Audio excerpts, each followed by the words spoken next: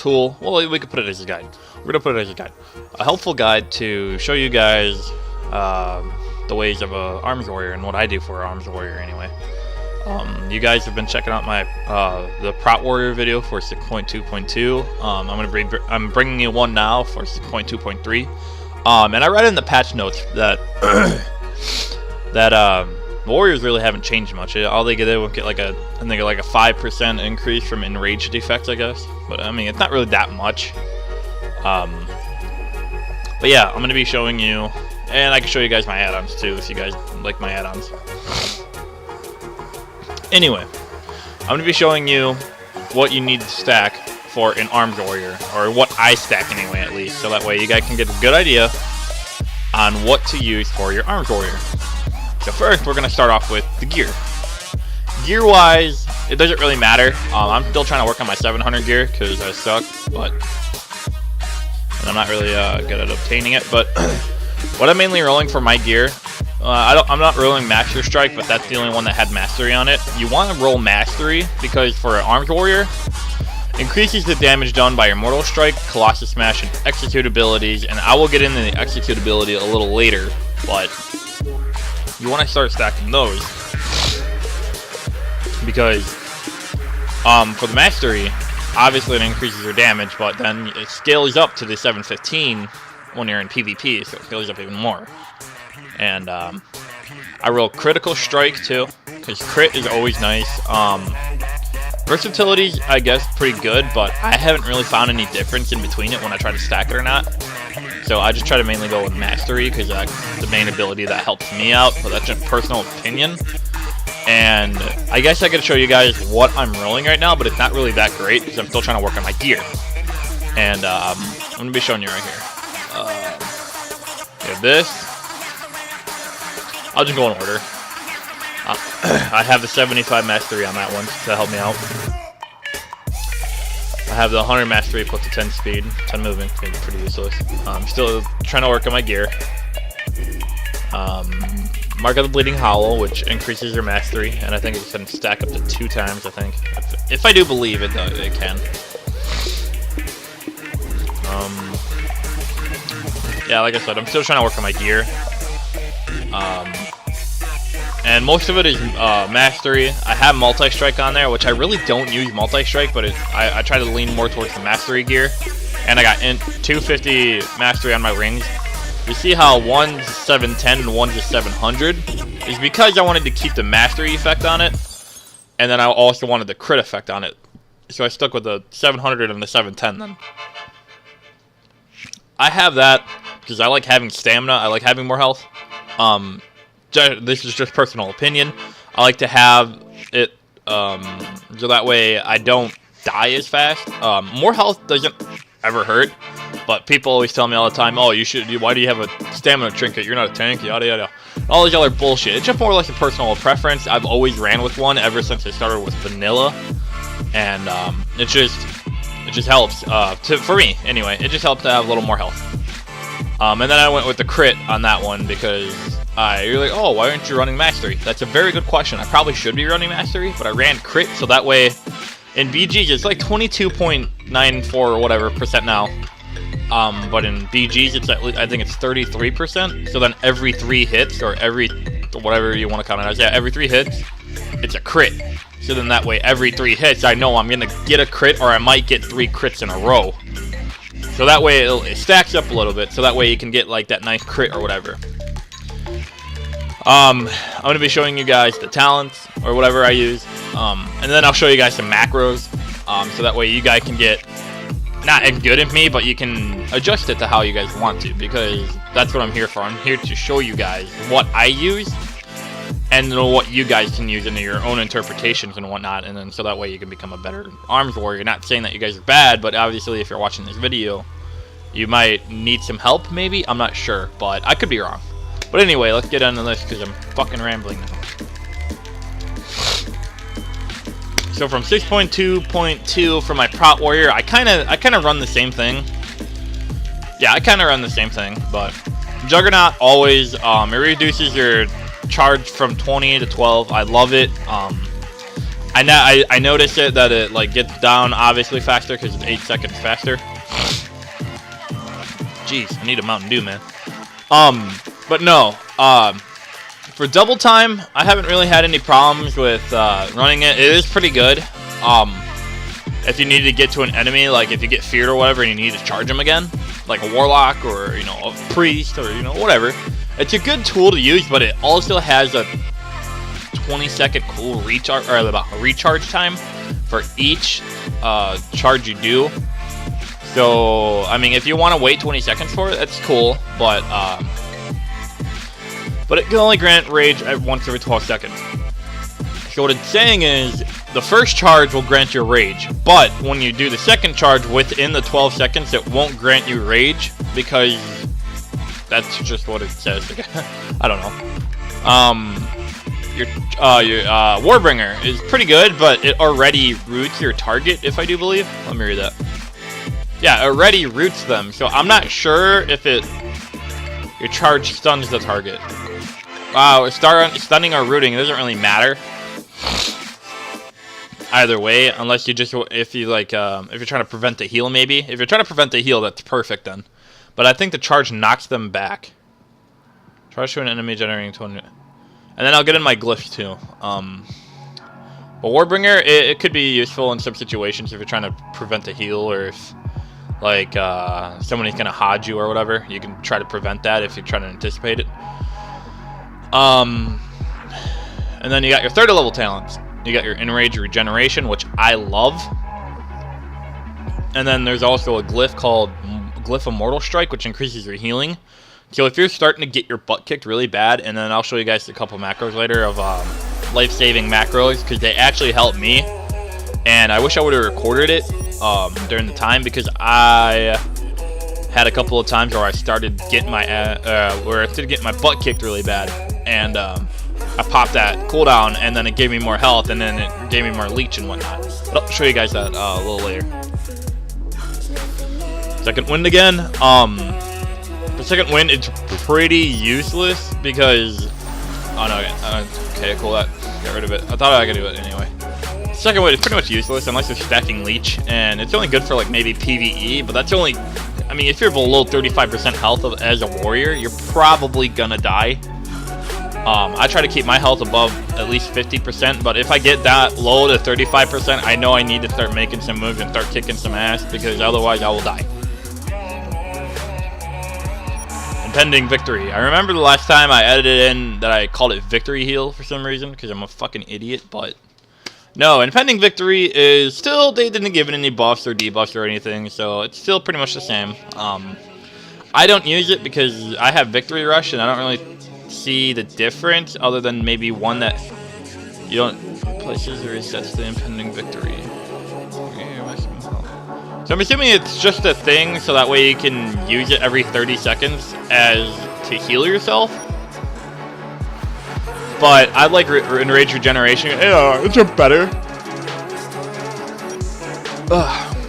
And we're gonna move on to the 45 talents. Taste for Blood. Taste for Blood can be good if you want shit tons of rage. I know as a Fury Warrior, I'm not sure if it's available for Fury. I think it might be. No, Fury can't rend. No, never mind. It's not available for Fury. Back when Fury could rend, this would have been a very good talent for it, because you needed lots and lots of rage to do good damage as a Fury Warrior. And this rend or whatever, so each time, say you rend 3 people, okay? You rend 3 people, so then you do 3 times 3, which is sorry. Jeez, I don't know.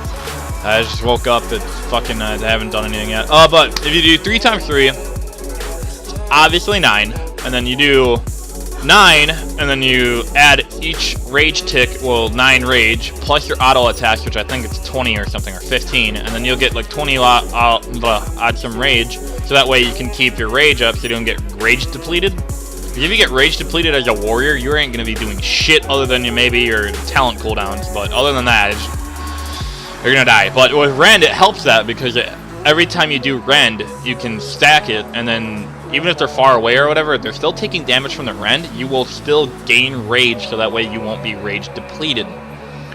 So level 45, sudden death. This is what I wanted to get into because obviously this mastery right here, because it has the execute ability, it correlates with the sudden death because it increases the damage by, it says 125%. So that's roughly, for me, it's about 25 to 30k. 25 to 30k is a pretty damn good hit, and it says approximately 2.6 things per minute. That's a ton of shit because I get it like every 10 seconds, something like that. 10 seconds, 15 seconds, or whatever. It always pops up. I always use it. It's just such a good ability to use. If you're not using this as an arms warrior and you're complaining about your damage, well, if you're leaning towards Taste for Blood or Slam is good, but it uses rage. And if you're starting to get to your rotation where you start getting rage depleted, that might be why, because it's your filler. But Slam's not a bad one either, but I'm just saying if you're getting rage depleted, then that's why, because it increases the rage cost by 100% each stack you get. So by what, the second stack you get, I think it's what, 30? I think 30 rage. That's like a 30-year rage bar right there. So I mean, unless you're not using the unending rage glyph, I mean, it really wouldn't matter either way. But you're still going to be hurting on rage if you're not getting that amount of rage out, and if you're not able to get that amount of rage, because most of your abilities rely on rage. But for sudden death, it makes your execute with no rage cost. Target could have any health. Just anything. It's just awesome. They start doing some burst damage, and if you need to fall back on that to use that as a filler too, it can do a decent amount of damage at the same time. We're gonna move on to the 61s. You got your Stormbolt. Stormbolt I like because it correlates with one down there called Anger Management. But I'll get into that in a little bit. Stormbolt is if you have like a target running away, like those pesky ass druids that fucking all they do is kite. Stormbolt charges ass, start fucking getting your Colossus smash on him, start doing some damage, put a rend on him. Just start doing some damage before he starts kiting again, because he will. He will do that. And then you can use your heroically towards him or whatever. But yeah. Shockwave is also good. I'm not gonna diss on any of the 61s, because they're all good in their own certain way. Shockwave is good for interrupting spells, just stunning the enemy. And if you stun more than, what is it? If you stun more, or at least 3, it reduces the cooldown by 20 seconds. So it already reduces the cooldown if you stun more than 3 by half. So that's still a better cooldown if you get all 3 of them than Stormbolt, and you can target more and you can stun more of them for the same amount of stun duration. So Shockwave is definitely one to go with if you want to stun more than one person, or like if you're in Eye of the Storm and you're sitting in the middle and you use it on like 3 or 4 people. Your cooldown is already halfway reset, and you're all good to go to fucking use it again in 20 seconds, and then keep spamming it because it's so good. Especially if you have people that are trying to run away. It has a pretty good range. It says within 10 yards, which is pretty good. It's not like great or anything. It's not like OP, but like, you know, if it's used correctly, like in arenas or whatever, it can definitely be a helpful tool to use. If you line it up with like a hunter pet, a hunter, and then their healer or whatever. That's 3 targets right there, reduced by half. Boom. And yeah, it's a pretty good one. I roll with it sometimes, depending on the situation. Dragon's Roar. Dragon's Roar isn't bad, but it's not good. It's explosively damage 11k, but it reduces it ignores all the target's armor and always a critical hit. It's good in terms of AoE damage if you're around everybody and you hit that just to knock them back if they're casting spells or whatever. It took a temporary thing, so that way maybe a priest could like do what is it? Is it Leap of Faith? I don't know. I don't have a high level priest. I think it's Leap of Faith where they like pull you or something. They pull you to them, so that way you can get out of that situation easily. That's the only real reason I could think of it. I know back in Mist of Pandaria, this talent specifically used to be overpowered. And I would use it all the time and hit like 160 Ks on people and just fucking annihilate them. And they'd be like, what the fuck? But, no, it's pretty useless now. Blizzard just nerfed the shit out of it. But it's good for the knockback and to negate some spellcasting abilities like healing or whatever. You know, it's pretty good. in terms of that, but the 1 minute cooldown is where it kills it mainly. Because the 1 minute cooldown is the same as Blade Storm. Blade Storm does more damage per second than that does in the whole thing. So it's more or less what a preference is. I mean, you could have both if you really want to. Go Dragon's Roar, do a Wreck Bomb Blade Storm then, and then you fucking set to go, and then you got a crit on everybody, you got them down a little health, and you do a Wreck Bomb Blade Storm, and then you go into that, and then you go into your rotations or whatever, but I'm not gonna get into that, because you guys have your own rotations.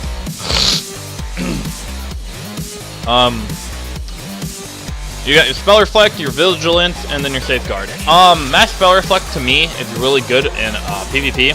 Because if you're near somebody and they're getting their butt kicked really bad, and they need a Spell Reflect, because they're bursting like a mage or a warlock or something, they're gonna cast the Chaos Bolt that's gonna do 3 million damage. Mass Spell Reflect will reflect that if they're near you, and it'll go back to them and fucking it'll probably most likely kill the warlock. Because they're wearing cloth, and you're probably maybe a paladin or something, I don't know. But it's not always a paladin, it could be a rogue, or even a cloth wearer to kill them in one hit. And then you Mass Spell Reflect that, and boom, they're dead. It's also good when you're in the Temple of Kagamutu? How the fuck do you pronounce that? Temple of Kotmugu? I probably said that wrong, and I'm really sorry if I did. I'm not trying to pronounce the shit wrong, but it's really helpful in that, because if you guys have played that one before, you have to go, the objective is to grab an orb and go in the middle and try to survive as long as possible without dying. And that shit gets pretty hard, especially if you're not a healer. Like if you're like a DPS like me, it's pretty hard to do, because you're trying to stay alive there, and it's not really that helpful when you don't have maybe a Mass Spell Reflect to reflect one of the spells that are really hurting you, like a Chaos Bolt, because Chaos Bolt could definitely one hit kill you.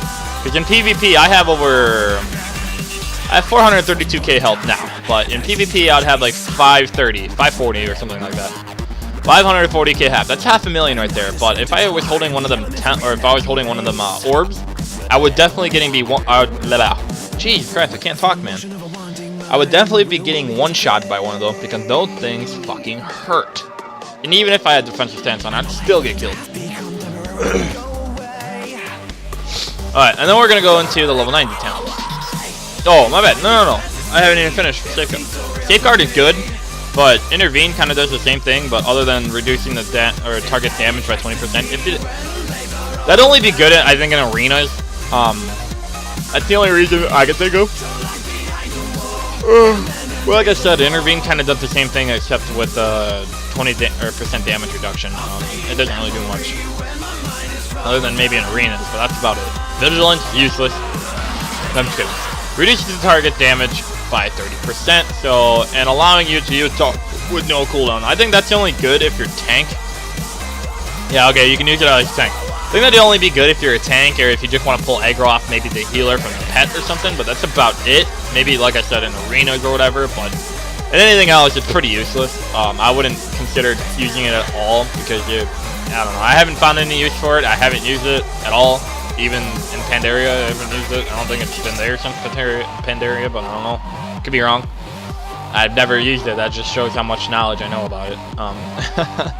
Moving on to level 90 talent. You got Avatar. Transformed into Colossus and dealing 20% more damage. This is really, and removes all roots and snares. So if, like, you got a Hunter on your ass, and he just concussion, because you know fucking how Hunters get. All they do is kite. Well, good ones anyway. Bad ones backpedal for fucking some reason. They're completely retarded. But with Avatar, if you do a Wreck Bob Blade Storm and you have your Avatar mixed into your macros, oh my god, you do shit tons of damage, especially if you're around somebody, or if you're around a big group of people.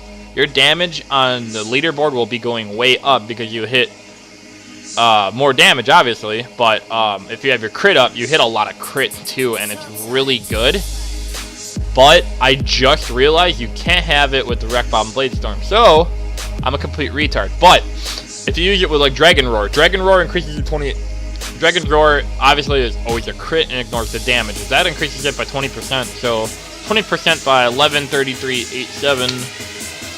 11,387. Increase that by 20. I think it'll do about 15k. 15k? But that's only one move though. I mean, if you use your Immortal Strike, you'll be 30k plus 20%, that's around 40, 45, I think. 40, no, 45, 43. 43k right there. Boom. 43k. Somebody hit me for 43k, I'd notice it. It'd get me down in the 300k for health. So it's pretty noticeable when you get hit by that and with the avatar. And then you just become a beast. I just feel like sometimes I feel it get better. I don't know, that just might be me. I feel time because I got no roots and snares on me, and I can't get rooted or snared. But the only bad thing is it's a 1.5 minute cooldown. If you guys can wait 1.5 minutes, there's a talent underneath called anger management. I think it helps. Yeah, it helps you with it. You spend a rage, but I'll get into that in a second. Bloodbath is good if you're Fury. That's the only time I think I've ever used it. It was when I was Fury. That's the only time I've ever used Bloodbath. I tried using Bloodbath as a Arms Warrior. Nope. Don't even try. But I mean, you probably could. They're moved by 50%. They're slowed down by 50%, so you can just start getting tons of damage on them. Every tick you get, or whatever, for your hits or your auto attack or whatever you use, it's fucking whirlwind. It don't matter. You're gonna be slowing them for 12 seconds. So I find that pretty good. Damn, I don't get why I'm yawning so much. Where do you buy flying in WOD? You don't buy flying. Anyway. Your Bladestorm. Bladestorm is my favorite. I love Bladestorm. Bladestorm is good. I love it. Bladestorm as an Arms Warrior is your friend. Because if you especially stack that with Recklessness, and I will be, like I said, I will be showing you guys my macros in a little bit. If you stack that with Wreck Bomb, that's why Swifty calls it a Wreck Bomb Bladestorm, because you do Recklessness and then you do a Bladestorm, because that increases your critical chance by 30%. So in PvP, I was at, what, like I said, I think 33% I said. So that increases it by another 30, so I'd be at 63% crit. I'd be doing 63% crit with a Bladestorm around everybody, and I'm most likely going to be a hit, or most likely going to be a crit. So that's good news. That's what I like it. That's why I like to stack a little bit of crit, so that way you can get a little lean damage on there. But yeah, Bladestorm, definitely a 1 minute cooldown is fair compared to all the other ones. But then you got your anger management, which I'm going to get in the level 100 ones right now. Every 30 rage that you spend reduces the cooldown of your abilities by 1 second. Like Avatar, Bloodbath, Bladestorm, Stormbolt, your Shockwave, your Dragon's Roar, your Mocking Banner. Do I have Mocking Banner?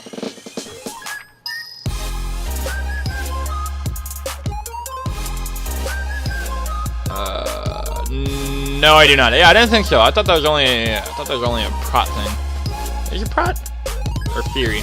One of the two. I think it might be prot though. But yeah, I know they took it out for Warriors, for Arms Warrior, back in Mist of Pandaria, because you're used the shit out of it. But no, he used it smart. He played it fair. It's just Blizzard didn't like it. But anywho. And then you got Ravager. I've never used it ever. It could probably be good if you do a Wreck Bomb Bladestorm with a Ravager and you have that in your macro somewhere where you lay that down first and you do that and they're stuck in like one area. But other than that, if you're not stuck in one area, it's pretty useless because it's within 6 yards anyway. And I don't see how it could be useful, maybe other than PvE, but I don't know. I could be wrong, but I'm pretty... And it's just nothing I really would go for. Siegebreaker. Siegebreaker is fucking amazing. It replaces your Intimidating Shout, but us warriors, we fucking forget about our Intimidating Shout anyway. Most of us. The bad ones anyway. The bad ones forget about our Intimidating Shout. I don't. Sometimes I use it, sometimes I don't, because sometimes it's fucking retarded. But, Siegebreaker. So say that you're on Eye of the Storm, and you're capturing the flag, or somebody trying to capture the flag. You get them in a position where you can knock them off, and you fucking hit that, and knock them off, and they're dead. They just fall and die. Game over. And then you could grab the flag, or you know, do whatever. It's a 45-second cooldown, which is pretty costly. But it's the best one out of this, because out of the Ravager, 1 minute for shit damage, and then 45 seconds for 34k. I don't know how to take it. Sometimes when I play, I use it for a offensive ability instead of a defensive ability, because defense, you can, knock them back and get away a little bit. I use it as an offense, like, if I'm trying to get somebody's health down and I hit 34k on them and I need to get their health down to do an execute, then the Siegebreaker is definitely what I'll go to, and I'll save it. It definitely saves you if you're trying to get away. if you know how. You know, use your trinket and try to use like a speed potion or something and try to get away. Because your warriors, we got charge and we got intervene. You don't got no mocking banner like, you know, as I've said before. You ain't got no mocking banner you can intervene to anymore. So you're pretty much fucked as in trying to get away from an enemy. But hey, man, you know, it's all part of each class. I'm gonna get into Glyph now. The glyphs of what I run with, I alternate, actually. I alternate throughout my glyphs, and I do not know why I have that one on. Let's see, hold on. I do get a lot of kills in PvP, we're at the point where I need that. I'll go Rallying Cry. No. Yeah, I'll go Rallying Cry. Alright. Had to change that, sorry. Glyph of Die by the Sword. I have not, I just realized this the other day, like, actually just fucking realized this, which I'm really retarded. But, wait, hold on. This is a effectiveness of Recklessness by 40%. What? It only increases it by 30. Crit. So that does nothing then. Why the fuck would you want to do that? Okay, that's retarded. Sorry, I just read that. That was completely retarded. Why? Anyway.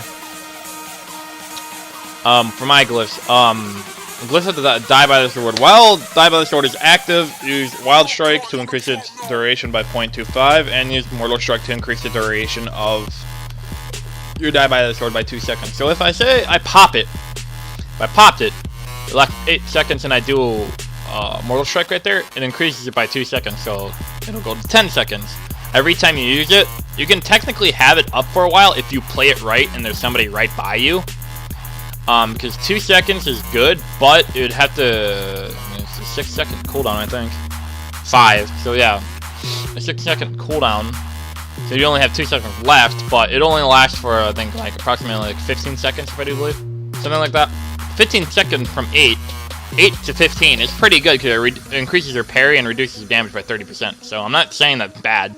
It's really good. That's why I'm rolling it right now, because it's actually a lifesaver and actually saved my ass a couple times. But then you got your Glyph of Mortal Strike. Like, go back into your enraged regeneration because it says when your Mortal Strike is affecting a target and healing effect on you are increased by 10%. So let's say you popped Mortal Strike and then that. So then you got your 10% of your maximum health and additional 20% over health, or over 5 seconds in a period of time. Usable while stunned because it's very helpful while stunned. But so it increases it by 10%. So that increases it to 20, and then your overall over 5 seconds increases it to 30. So 30 and 20 is 50. So 50% of your health right there. And it's pretty good. Just saying. That gets 50% of your health. In PvP, like I said, I have like 540k health. Half of that, definitely okay by me. I think it's like 275, something like that. So 275k health. That's pretty good. Glyph of Rallying Cry. I switch them out. Shattering Throw, Long Charge. Sometimes I go Bull Rush because I just need the extra rage. Because like I said, you guys don't want to be rage depleted. And yeah, Rallying Cry increases you gain 20% leech healing for all the damage you do. So they're saying if you did that Siege Breaker right there, and you had that Siege Breaker, 30k, increase by 20%, so that'll heal you for about, like 3, no, not 3k, what the fuck am I talking about? 20% of that. 50, 15, it'll heal you about for, 8k, it'll heal you about 8k health. But all the damage all the damage you cause, okay. So if you do your Wreck Bomb Blade Storm right there and you hit a lot of people, so if you're doing 21Ks on people, you'll be healing up to full in no time. So it's definitely a defensive ability that's actually worth to have, especially if you stack it with Die by the Sword, because it's actually pretty good. All the little ones are, you know, just little ones that I do. So like, you know, Glyph of the Blazing Trail, why not look cool while you charge and whatnot. But yeah, there is your 6.2.3 guide on a warrior. Hope you guys liked the video. I know I like doing these because I know people watch them, because I just saw this morning I had like 240 some views on my other one, which I really don't care about views. I just care about getting information out to people so that way you guys can be educated. Not saying that you guys aren't educated, because you guys are educated. You guys probably take some of my tips to heart because I probably versed some of you that have watched my videos, and you guys have probably kicked the shit out of me. Because I know I've versed a couple good warriors before, but you guys, another story. Oh, no. Hold on. I can't say my goodbyes yet. I gotta show my macros. I told you guys I'd show my macros. I don't want to be a fucking liar. Okay, here's my defensive one. Cast defensive stance, die by a sword and range regeneration if it's available. Spell reflection if that's available. Rallying cry, which you know, I think I still have rallying cry, right? Yeah, they have rallying cry, which increases your health, and then you got that, since you got that rallying cry buff or whatever, you got that, which increases it by another 20% because you got that. Well, not it doesn't increase your health, but it gives you 20% leech, so that way you can actually get back in the game. Shield barrier, because as an arms warrior, if you go into your defensive stance, you got shield barrier there available for you, unless you switch back to a arms offensive ability, then you'll go back to arms. Trying to check out my other one. Just, you know, Rage, Thunderclap, Sword Attack, whatever. You know, it's simple. If you guys want to, if I'm going through too fast through these, you guys can just always pause the video. I don't mind. You guys can definitely do that. Here's my avatar one. Because Demoralizing Shout is fucking amazing. Where is it? Do you not have... Oh, no! You don't have it as a... Oh, no, oh, my bad. It might be a... Yeah, never mind. Sorry. It's one of my prot ones. Siege Breaker, yeah, I had my Siege Breaker as that one. That macro is broken for some reason. That's broken too. Sweep. Oh, here's my Sweeping Strikes one. Here's my R. This is one of the main ones I use all the time. If you guys see my like PvP videos, you'll see that I cast Sweeping Strikes a lot. What Sweeping Strike does is, nope. Where is it? Right here. Your melee attack, additional nearby opponent for 50% of the damage. So if you just want to do a Rockbound Bladestorm and you want more damage on the person, I think if it does the initial damage itself and then it adds another 50%, I think, I'm not sure though, but I think that's what it does, so that's why I roll with it. And it's not ever bad if you're doing a 2v1 or whatever and you're getting your butt kicked. It never hurts just to lay some extra damage on the other person if they're near it, like 2 rogues or something.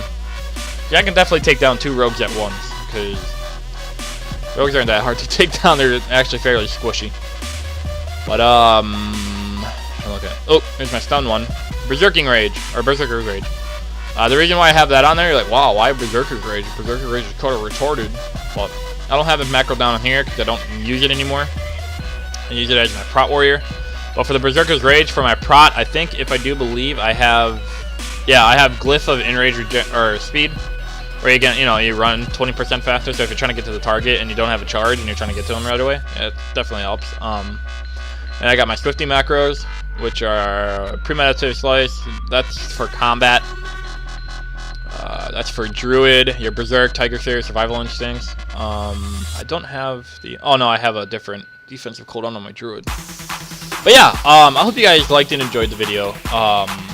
Don't forget to subscribe. If you guys definitely want to see more, I can definitely do more. If you guys want to leave a comment down below of what class I could do next, I could definitely show you guys. I don't have a lot of level 100s. I think I have like a rogue, a warrior, and then a druid. I could show you a rogue video because I main a rogue and I've played rogue since vanilla.